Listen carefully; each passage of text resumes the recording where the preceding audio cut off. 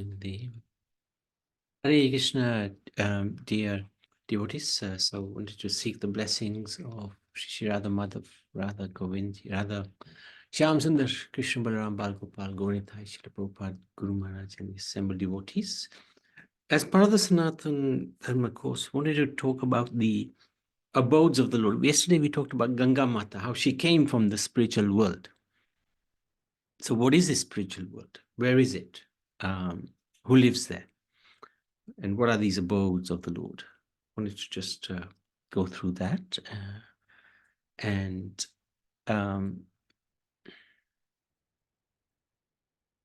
Sorry, just want to find something first. The references for, oh, what's going on here? Sorry.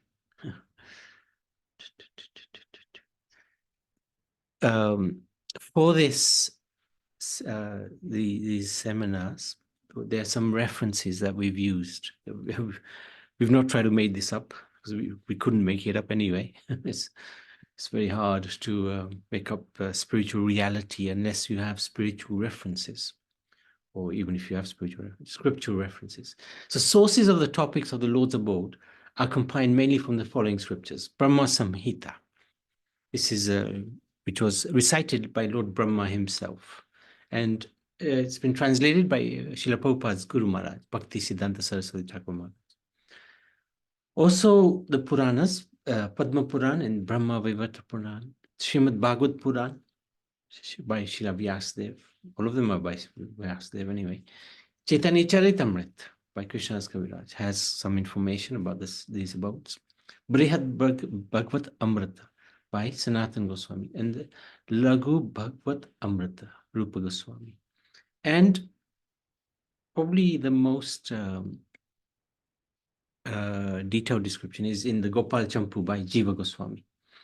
And in this book, he talks about, in verse 92, he says, what have I done? What am I doing? I have rashly begun a description of Golok.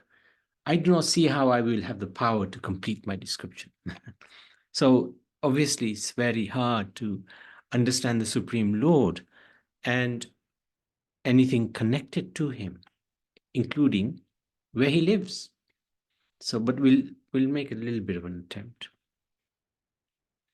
And the Gauda Ganodesha Dipika, which is by Kavi Kannapur. So these are the sources of information. And the Golok chart, which is produced by ISKCON, very nice chart, which we'll be using again and again. Brahma Samhita, let's start with that. Ishvara, first verse, Ishvara Parama Krishna, Satchidananda Vikara, Nadir Adir Govinda, Sarvakarna Karma. Krishna is known as Govinda, is the supreme Godhead. He has an eternal, blissful, spiritual body. He is the origin of all. He has no other origin. And he is the prime cause of all causes. So, one of the verses in the Brahma Samhita is text number 43 of chapter 5. And this verse goes like this. Golokanamni nijadamni tale chatasya devi mahesha haridama shute shuteshu tete prabhava nichaya vihitaschayena govindamadi purusham tamam bhajami. So this is a little description of the entire creation, including the spiritual world. Lowest of all is located Devi Dham, mundane world, where we live. Next above it is Mahesh Dham, abode of Mahesh, Lord Shiva. Above Mahesh Dham is placed Hari Dham, abode of Hari, that's known as Vaikuntha. And above them all is located Krishna's own realm, named Golok.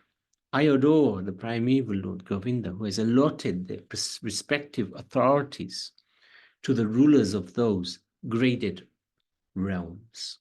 Interesting how Lord Brahma is describing these different realms and explaining them to be graded realms. What that means is they have they have their own position within the creation. And he also explains that they each have their respective authorities. So we shall go into that somewhat. So let's just go through this. So this is the Golok chart. I really like this chart. It's not completely, or it's not accurate because there's no way you can, in one poster, get everything perfectly, sort of explained, spiritual and material worlds. But it gives an indication. Devi Dham, material world. This is just one universe. We're in one universe, but there's millions of billions of universes, which are far bigger than this one. And actually, the position according to the creation, where material world is positioned, is here, the northeast corner of Haridham.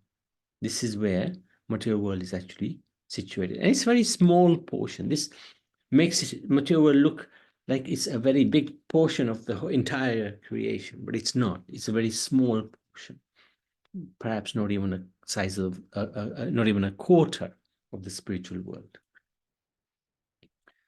So that's Haridham. We're going to look at all of this in a little bit more detail. Then there's Mahesh Dham. Mahesh Dham is Lord Shiva's abode. And Lord Shiva's abode is very interesting. He's situated here, actually. He's known as Sadashiv or Shambhu, even. And half of his planet is based in the material world. The other half is in the spiritual world. That's why the material world is located in the northeast corner of the creation, of the spiritual world. And he's very special. He's half in, half out. So again, we'll talk about that more. Then there's the Brahman effulgence. The effulgence is described to be like the sun, emanates the sunshine. So the spiritual world or the Lord is also very effulgent. And from him comes an effulgence, which is known as the Brahman, effulgence of the Lord. So this is, it's the formless aspect of God. And some people worship the formless. They have a desire, perhaps, to become one with God. And that desire is fulfilled when they are merged with the Brahman. But it's not a position which devotees hanker for. In fact, they consider that a little bit hellish, because we don't want to become God. We want to become a servant of God. We want to be a servant of God. In the Brahman, one cannot do that. And then there's the Haridham Vaikuntha worlds, where Lord Vishnu, Narayan, resides. Above Haridham is Ayodhya. And above Ayodhya is Golok, Krishna's abode. So this is quite interesting. We'll look at this in a little bit more detail. So this is an idea of Golok. Wonderful painting. Very beautiful. Everything is Chintamani, touchstone. Every tree is Kalpavriksha, wish-fulfilling tree. Every Gomata is Surabhi, very special. And in Golok, it's described that it is like a lotus, and there's a roll in the middle, which is the residence of Radha and Krishna. And around the roll are the petals of the lotus, where the most significant associates of the Lord, who are actually pretty much non-different from him, reside. And then they have their associates. So we have initially the gopis, and then beyond the gopis are the manjaris, who serve Radha and Krishna and the gopis. And beyond that, we have the parental, those who are in affection, very affectionate to the Lord in a parental capacity, like Mother Yashoda and Nanda Maharaj, Purnamasi and others. And beyond that, we have the sakhas, like Madhumangal and so many others. And then beyond that, we have the servants of the Lord. So this is a really interesting lotus. If we look at it a little bit more closer, we have Radha Krishna in the middle, and we have this hexagon, also known as what are those things? Yantra. It's like a yantra. And in the center of the yantra, we have the Gopal Gayatri mantra, which try to chant every day. And on one side there is Chaitanya Mahaprabhu, because Chaitanya Mahaprabhu is not different from Radha and Krishna. So his abode is linked into here as well. So we'll hopefully see that. So this is like a yantra which depicts the spiritual abode of Golok in a two-dimensional form. So, and one can worship this yantra, and you're worshipping the Supreme Lord by worshipping this yantra. Okay. So, in the center we have Radha Krishna, and just the first petals are the 8 principal gopis, and this is in Sri Mayapur ISKCON temple, where they have the wonderful Radha Madhav, and then next to them is Lalita and Vishaka. These are the 8 gopis, 4 on this side, 4 on that side. Induleka, Rangadevi, Sudevi, and then on the other side we have Champakalata, Chitra, and Tunga Vidya. Very close to the Supreme Lord. The associates of Radha are called gopis or sakis, and their assistants are called manjaris. The Sakis' affection for Radha and Krishna is so pure that they are simply satisfied when Radha Krishna are united. Although the Sakis do not expect any personal attention from Krishna, Radha is so pleased with them that she arranges individual union between Krishna and them. The Manjaris, being very young girls, do not have direct contact with Krishna, so their prem, love of Krishna, is aroused upon seeing Radha and Krishna together. They mainly serve Radharani. On the other hand, since Radha and the Sakhi gopis have direct contact with Krishna's body, so the kind of prem they felt is aroused only when they are in vipalamba, in separation. So the glories of Manjaris are that they are granted to witness the various loving exchanges of the divine couple in their private quarters, allowing them to do so many services in that secret affair. The reason for this is that Radha and Krishna are not embarrassed in front of them. So this is one of the most incredible paintings which has been produced. It really is a glorious depiction of Radha and Krishna in the spiritual world. And what it also does, there are a number of manjaris who are just in the background here. And we can see them a bit more clearly. There you go. There's 2 here. There they are. Much closer look at them. So this is really one of the most incredible paintings, I have to say. And it's sort of it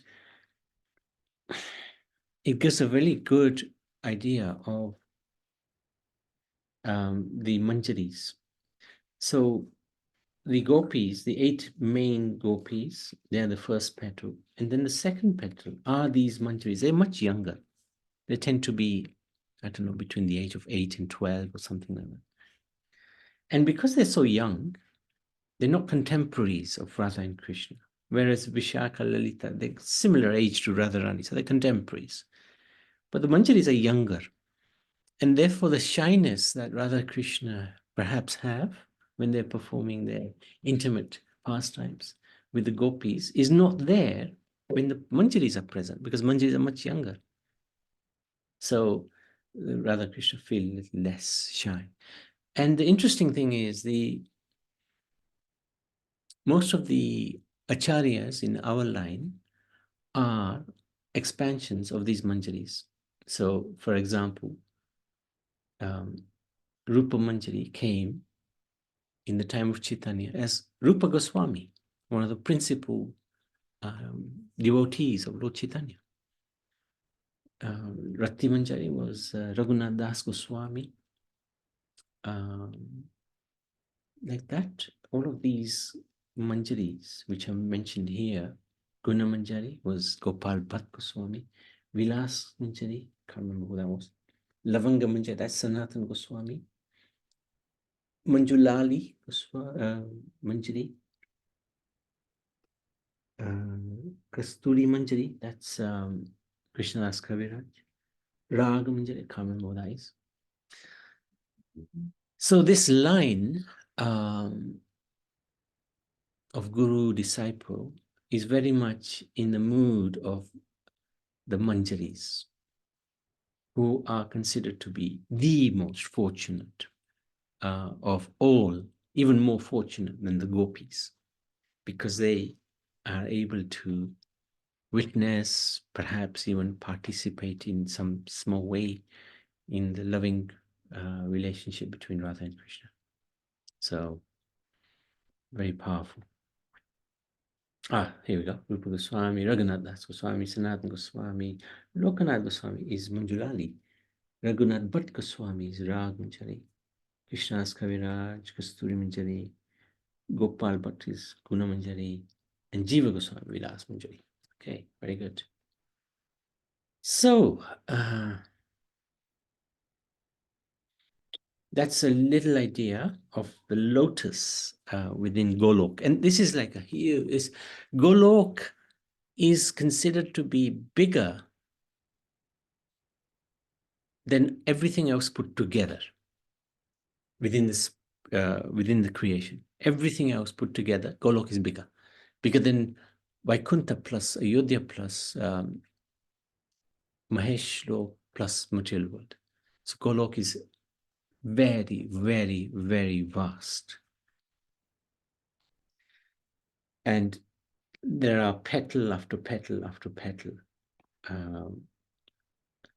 with all the different servants of the Lord who serve him, millions and billions and trillions and whatever number it is huge. And the Golok Dham is protected by by the four gates. And let's have a look at one of them. This is the Sri Vasudev, Vasudev is the four-handed Vishnu form, protecting who goes in Golok Dham. Also protected by the Rig Vedas, and then we have the other Vedas as well on the other corners, on the other not corners but gates, and they're protected by different servants of the Lord. Padumna, so it will be the quadruple Aniruddha, so Vasudev, Aniruddha, Padumna, and Sankarsan. These will be the four personalities. And then we have the Vedas, Samaveda, we had Rig Veda here, and then we'll have the other two here on the other sides. So that's an idea of, okay. That's an idea of Golok Dham. So I think we'll stop there because it'll take some time to go through Haridham and or Ayodhya actually. Maybe Ayodhya might be quite quick. Let's do Ayodhya. So Ayodhya is below Golok. Ram, Lakshman, Bharat, Shatrughna expand from the first Chaturvyu, and they are all Vishnu Tattvas. So let's have a look at this. But this all three, Lakshman, Bharat, Shatrughna serve Ram. So what is this Chaturvyu? Here it is. The first expansion from Krishna is Balaram, from whom comes the first Chaturvyu, Vasudev, Sankarsan, Padumna, and Aniruddha. And Ram is an expansion of this first Chaturvyu, Vasudev. Lakshman is Sankarsan, Bharat is Padumna, and Aniruddha is Shatrughna. Shatrughna is Aniruddha. So when they came together. They're all Vishnu Tattva, non-different from Lord Vishnu, non-different from Krishna, except they have a little different mood. Ayodhya is located between Golok and Vaikuntha. So Golok is up here, Vaikuntha is here. So here, we can see here. Golok is here, Vaikuntha is here. And this is where Ayodhya is. Mood in Ayodhya is more around Aishwarya, awe and reverence, than Dwaka, where, although in Dwaka there is opulence, the Lord was considered as part of the family. In the mood in Ayodhya is the Lord is part of the royal family. But in Dwaka, it was more that Krishna was part of the family of the Yadus. And the ras in Ayodhya is the taste of service is Dasya ras, servant, like Hanuman. In Ayodhya, there was some Sakhya ras as well, mixed with Dasya ras, friendship. Friendship at a more formal level as opposed to a very close, intimate friendship. Devotees of Ram will go to this planet as servants. So those who are completely dedicated to Lord Ram, love him as their Ishtadev, remember him at the time of leaving the body, they will go to Ayodhya in the spiritual world to be his servant. His mood and relationship is different from Krishna and also from Vishnu, where Dasyaras is more prominent. Devotees know the position of Krishna, but they cherish Ram like Hanuman does and Murari Gupta. So this is quite a nice pastime that was experienced during the time of Lord Chaitanya. He knew Murari Gupta loved Ram. So one day Chaitanya Mahaprabhu teasingly said to Murari Gupta, you need to give up the name of Ram, chant the name of Krishna. Just remember Krishna. Murari Gupta loved Chaitanya as his life and soul. So he said, yes, I will try. But he went away with a very heavy heart. He couldn't sleep at night. Didn't sleep at night because he was so dedicated to Ram, he couldn't give him up. So then he came next day to Chaitanya Mahaprabhu and said, look, I'm a failure. I should leave my body. I am not fit to serve. I am not fit to be in your company because I cannot do what you want me to do. I cannot give up my Ram.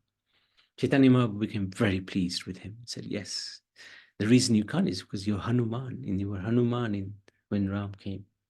So you shouldn't give up Ram. So they may even know the position of Krishna, but Ram is their Ishdev. So let's stop there. Surinder, anything you'd like to share? Yes, Prabhu, it's very interesting. The spiritual world, Goloka Vrindavan, etc. Yes, and yes, also very nice explanation you gave about Murari Gupta and Gauranga Mahaprabhu Leela. Yes, very good. And yes, so I was thinking about this. We have Goloka and Gokula. Gokula is in the material world. Gokula is situated. Yeah. And within Gokula is Vrindavan, etc. So it is said that Gokula is spiritually on a higher level, or if not equal or higher level with Goloka. Yes, and in Gokula, like in this earthly spiritual place, abode, we have the Radha Kunda, which is there is a spiritual gradation, just like there is Vaikuntha Lok, etc. And there is a higher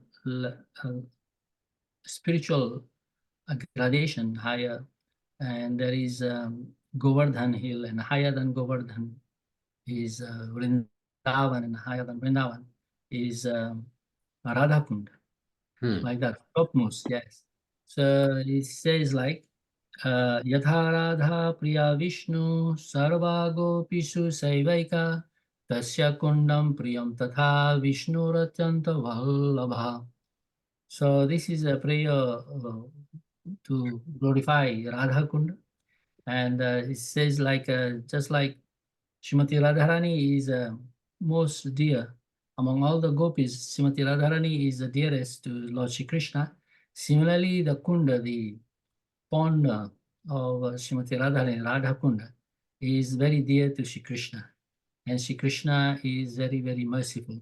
So this verse explains like that. So in Prem Dham Deva Stotram we have Prema Mukta Nitya Kirtana Kularitantikam Snana Dhanya Vari Dhanya Bhumi Kunda Deshakam Prema Kunda Radhikakya Shastra Vandanadaram Prema Dham Devam Eva Nami Gaura Sundaram. So this verse explains how Gauranga Mahaprabhu, he took a bath in this paddy-filled water and declared it to be Radha Kunda. In this way, Gauranga Mahaprabhu, he explained to the devotees that this is Radha Kund, and the followers of Gauranga Mahaprabhu, they try to make it look as it is now. Otherwise, previously it was just water in a paddy field. Anyhow, Shri Guru Gauranga Radha Sham Sundar Giridhari Jio ki jai, Nitai Gaura Pramanandi. Hari Hari. Hari Bol. Thank you. Thank you for sharing that. Wonderful. Appreciate that. Anybody, any questions on this part? We'll probably cover this in the next few days as well, or over the next few days. Different holy dhams like Vaikuntha and all the other places. Hare Krishna Prabhu. Hare Krishna Sanyam. Hare Krishna dear devotees. I have one question. It is in the chat. You mentioned that about the Manjaris and Srimati Radharani. What is meant by contemporary? Contemporary is like a similar level. Yeah, thank you. Similar level. That's what contemporary means. Similar level. So they are not they're not necessarily higher, even like the gopis are not necessarily higher than Krishna, or Radha Krishna. They're actually on a pretty similar level. So this is why sometimes when devotees say, I want to become a gopi, actually you can't, because there's very little difference between gopis and Krishna. When Krishna expands as Hladini Shakti, as Radharani, there's very little difference between Radha and Krishna. The difference is in the mood. One is the energy, one is the energetic. But they are non-different in one sense as well. And similarly, the Asta Sakhis, they expand from Radharani. They are expansions of Radharani, and they're very powerful expansions. That's what it means contemporary. They're very similar to Radharani in terms of the power that they possess, spiritual power. Does that make sense? I'm trying to understand. What is? I think if you just can clear up, what is the difference between Manjari and Manjaris are much younger. They're more innocent, where they sometimes there can be a little competition for Krishna's favor between the gopis, but the Manjaris have no such competition because they are extremely innocent. They just want to please Radha Krishna. Mainly they want to please Radha when she meets Krishna. So their mood is different from can be different from the gopis' mood, can be very different from the gopis' mood, because the gopis, they're contemporaries, they're sort of similar age, so they may perhaps sometimes compete with the Supreme Lord for the Supreme Lord's affection. So that's the difference. It's a little complex, and not always. Well, it's definitely not easy for us to understand, because it's it's a highly spiritually charged mood. Okay. Thank you. Thank you. Thank you, Sunu. Happy to discuss it with you offline as well if you want to. Huh? So, Okay. Thank you. Any Hare more questions? Hare Comments? Krishna Prabhu, sorry, I would like to correct, like I made a Yes. mistake while explaining earlier. I think there is Vrindavan, and then above Vrindavan, higher than Vrindavan is Giru Govardhan, and above Giru Govardhan is Radhakund. This is what Yes, that's correct. Sorry, What thank did you. you say? You said that, didn't you? I said I think Vrindavan is higher than Giru Govardhan, but rather Giru Govardhan. No. Okay. Got it. Sorry. No, not at all. Not at all, Surinder. Thank you. Okay, let's stop there. Sanatan Dharma ki jai, Golok Dham ki